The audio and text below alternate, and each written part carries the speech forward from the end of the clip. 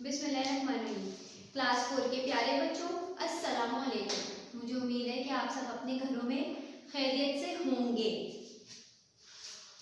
जैसा आप सबको पता है, मैं हूँ आपकी टीचर ज़ुखरुफ दोहा और आज आपको उर्दू पढ़ाऊंगी। आज हमारे ऑनलाइन सेशन की दूसरी क्लास है जिसमें हम अपना उर्दू को डिस्कस करेंगे। हम पढ़ते हैं गी की उर्दू।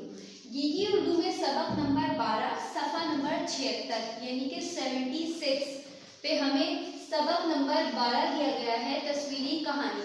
जैसा कि आप अपनी किताब का सफ़ा नंबर 76 को खोलेंगे, इसको ओपन करेंगे, उसमें हमें कुछ कहानियाँ, जैसा कि आप अपनी बुक पे देख रहे होंगे, हमें तस्वीरी शक्ल में दी गई है। हमें इसकी कहानी खुद से बनानी है और मुझे उम्मीद है कि आपको बहुत अच्छी तरह से कहानी बनाना आती होगी और आप इसको बनाकर मुझे अपनी लूज शीट्स पे स्कूल में सबमिट करवाएंगे।